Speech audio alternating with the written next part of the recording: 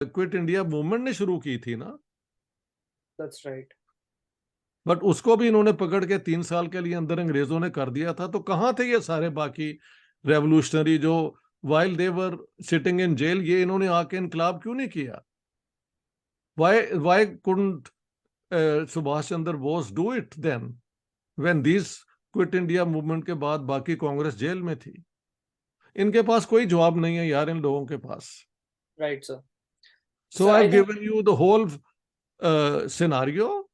और अब होगा ये कि when you will put up your, तो मुझे गालियां देनी शुरू कर देंगे, but I sir, have got आप so used to these people के I I couldn't give a damn about them. They are so much below the level of dignity. इनसे इनकी बातें बस सुन लिया करें आप। मैं सुनने ये की भी कह रहा हूं कि when Gandhi was really gaining, you know, तो उन्होंने जिन्ना साहब को प्रमोट कर दिया just to counter That's right, sir. Selective history. It's all about selective history. Selective collective होता है. हिस्ट्री। हाँ हाँ। Let's move on to the next question. हमारा दूसरा क्वेश्चन है, what are your views on the socialist leaning movements in India, especially Subhash Bose and Bhagat Singh? उसको तो I think हम डिस्कस कर ही चुके हैं काफी मैंने ज्यादा. डिस्कस कर ही लिया है। जी, बिल्कुल सर. देखिए, भगत सिंह ने when he was in jail और डेथ सेंटेंस पास हो गया था, तो अजय कुमार घोष जो जनरल सेक्रेटरी थे कम्युनिस्ट पार्टी ऑफ इंडिया में, 1956 में उनकी एक स्पीचेस और स्टेटमेंट्स की किताब छपी थी। आप वो देख लें, उसमें था Bhagat Singh and his comrades.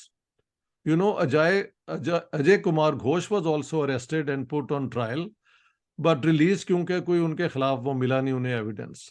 He says in the end Bhagat Singh also realized कि ये आर्म्ड वायलेंस जो है ना, revolutionary violence doesn't pay if the people are not with you. So even Bhagat Singh has made self criticism. It's all on record. That's true, होता sir. यह है कि हमारे लोग नलायक बहुत हैं। They don't read, they don't Right, even read Bhagat Singh. Bhagat right, Singh sir. is on record saying one thing. Bhagat Singh is also on record saying that Jawaharlal Nehru is a man of the future and Subhash Chandra Bose जो है, he is a man of the past. This is also on record from Bhagat Singh. You can go and check. All this is on record. I think this will be a very new information for many Indians also, sir. I hope so, but my only please go and check. Do some serious reading. Right, हाँ, sir. बजाय मेरे पीछे पड़ जाने के। मैं तो पाकिस्तान के भी फैक्ट्स करेक्ट करता रहता हूँ, इंडियन इनके भी करता रहता हूँ। सर, इंडियन राइट विंग तो मैंने देखा है, जो राइट विंग वाले लोग हैं, वो भगत सिंह को भी मतलब उनका पगड़ी जो है, उसको ऑरेंज कलर का पेंट कर देते हैं, हालांकि उन्होंने बुक लिखी थी why am I an atheist. मैंने यही पूरी बुक. मैंने कई दफा मिले हैं मुझे लाहौर के अंदर, you know, it's very funny. A gentleman came and said कि यार ये देखो, Bhagat Singh when he was in hiding he stayed with us in the Lahore city. Lahore में झूठ बोल रहे थे। तो उसमें लिखा हुआ कि Bhagat Singh believer in God. और मैंने कहा कभी आपने पढ़ा है he wrote this booklet why I am an atheist? उसको पता ही नहीं था। तो he being a Muslim had also created Bhagat Singh into a religious figure. Right, sir. So ये सब नॉनसेंस है। और सिखों के अंदर भी एक बड़ी अजीब सी वो है रिविजनिज्म कि Bhagat Singh has to be proven to be a Sikh in order to be a revolutionary. ये उनकी पोजीशन है। And Bhagat Singh writes why I am an atheist. Yes, so he was a very Muslim. Strange, very strange. हाँ। So let's move on to the third topic, and this is a recent one. What are your views regarding the conspiracy theory that a few people in Pakistan believe, because I've heard it in Pakistani documentaries, that the main reason that partition happened was that a united Punjab was a very big danger to the Indian state, and they thought that if this part goes away, it will be very beneficial for us. What do you think about this? Very interesting.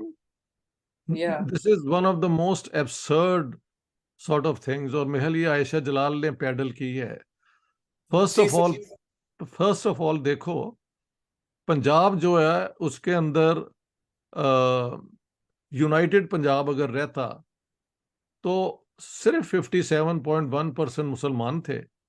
The rest were Hindus and Sikhs. Okay, तो पूरा पंजाब जो है वो किस तरह, मतलब अगर आप यूनाइटेड भी रहता तो वो क्या मुसलमानों का ही हो जाता, वो कैसे? नहीं सर, वो जी। इस सेंस में आर्ग्यूमेंट जो मैंने उनके बारे में पढ़ा था, द पाकिस्तान एक्सपीरियंस पे ही मैंने देखा था कि वो था कि यूनाइटेड पंजाब अगर रहेगा तो उसकी पॉपुलेशन बहुत बड़ी होगी, प्लस सबसे दिल्ली। सबसे ये भी बकवास है क्योंकि कभी चेक नहीं किया। उस जमाने में 102 मिलियन यूपी की पॉपुलेशन थी, 85 मिलियन उसकी थी बंगाल की, और पंजाब की सिर्फ 28.3% थी यूनाइटेड पंजाब की। उसमें अगर प्रिंसली स्टेट्स मिला दे तो वो 34 मिलियन बनती थी। तो फिगर्स भी इनके पास सही नहीं है। कहाँ राइट सर। बंगाल की 80 मिलियन, यूपी की 102 मिलियन, और फिर महाराष्ट्र में आ जाए वहां पे जितनी बड़ी थी। मैंने एक जमाने में ये सारी फिगर्स दी हुई हैं। सो आयशा जलाल is very poor on facts. I don't know how she gets away with these, you know, sensationalism. Go and check the population of Punjab at that time. United Punjab was, जो थे ना British districts, 28 million. You add the princely states, but remember, by adding princely states, you actually increase the number of non-Muslims. It becomes 52% only Muslim if you include the princely states. So ये सब बकवास है भाई।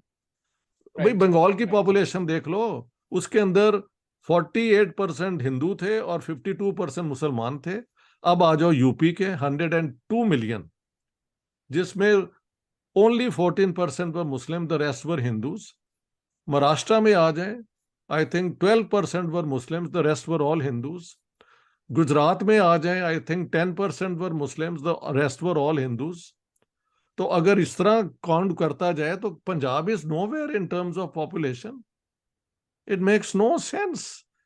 It's the most ludicrous way of sensationalising history. That's right. जाके figures तो पढ़ो। और 28 million में से अगर ऐड भी कर दो तो वो तो बन जाते हैं 52% सिर्फ मुसलमान है, बाकी तो हिंदू सिख थे। राइट।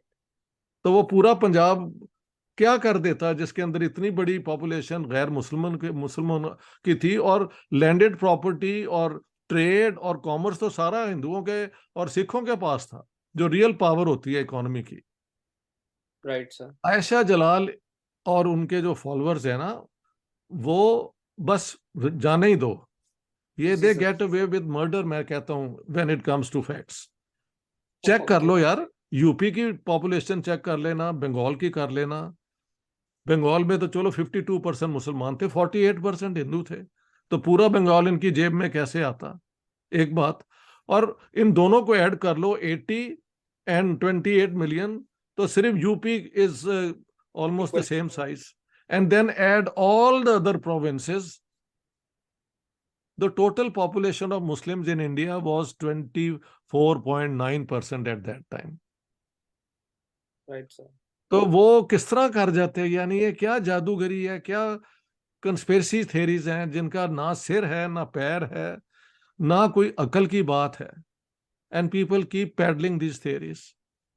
सर इसी थ्योरी के अंदर एक और आर्ग्यूमेंट जो मैंने सुना था उनके बीच में, वो ये है कि because Punjab was very, the recruitment of the British Indian army was specially from Punjab, so अब the hmm. Weight of United Punjab in terms of कि वो दिल्ली के इतने पास है, so we will be always in threat. तो ये इंडियन लीडर्स को जब एक टाइम पे रियलाइजेशन होने लगी थी, एंड दे थॉट कि अगर ये अलग हो रहा है तो हो जाने दें, क्योंकि वो इन्वेजन वाला भी इशू था। नहीं, ये उन्होंने फिर अलग, ठीक है, अलग जब हुआ, भाई अलग तो इंडिया, अलग तो पंजाब, असल उनको पहले पूछो, जिन्ना साहब तो पूरा पंजाब पाकिस्तान में चाहते थे। राइट। ये बकवास जरा सुनो कि जो जिन्ना साहब wanted the whole of Punjab and Bengal in Pakistan, तो इंडिया का तो पूरा जो वो था, वो तो जिन्ना साहब पूरा कर रहे थे। यार इनको राइट। कोई अकल नहीं है। You see the demand for Pakistan was give us Pakistan in Muslim majority areas, but we want the whole of Punjab and Bengal. So if anyone supported the Congress leaders, it was Mr. Jinnah. Only it's the other way around. The other way around is that Congress, the Sikhs of Punjab and Hindu Mahasabha then came with a counter and had Punjab and Bengal divided and got those into India. Right. भाई जिन्ना साहब तो कहते थे India को divide करो, पूरा मुझे पंजाब दो, पूरा मुझे बंगाल दो। तो आयशा जलाल वाला जो है वो तो जिन्ना साहब पूरा कर रहे थे। Right, sir. वो तो जाते जाते उन्होंने फिर काउंटर किया कि मियाँ जाने दो, अगर तुम इंडिया की पार्टीशन कराओगे तो पंजाब की और बंगाल की भी होगी। Right. So all this is so nonsensical. I feel embarrassed कि इस किस्म के प्रोफेसर हार्वर्ड वुडवर्ड में पता नहीं किस जैक से ये पहुंच गए हैं। हाँ। Right, sir. Let's move on to the next question, which is we don't want to waste our time on this. Two top three blunders, according to you, which the Pakistani state has made, which has led it to the current state of crisis. Just three, which comes to your mind first. Like these three were, I think, the main thing. Well, one is to make India your enemy number one and start forming your internal and external policy in opposition to a real or imagined or even contrived threat. भाई 4 जंगे तो इन्होंने शुरू की हैं, तो Indian threat कहाँ है? One. So this fixation with India has been a big problem. Second is that Pakistan never had a vision on which to form the state. Jinnah Saab can be quoted for anything under the sun. Islamic State, yes. Muslim democracy, yes. और एक speech जो है ये सारे लड़के रहते हैं उसके साथ 11 अगस्त की, जिसमें उन्होंने नहीं कहा, मैंने कहा उसके बाद 14 अगस्त को, 25 जनवरी 48 को इधर उधर उन्होंने फिर इस्लाम वाला पूरा वो ऐड कर दिया है। तो दैट्स अनदर वन कि स्टेट को आपने 20th। For more such content, like, subscribe and follow the Big Histories podcast.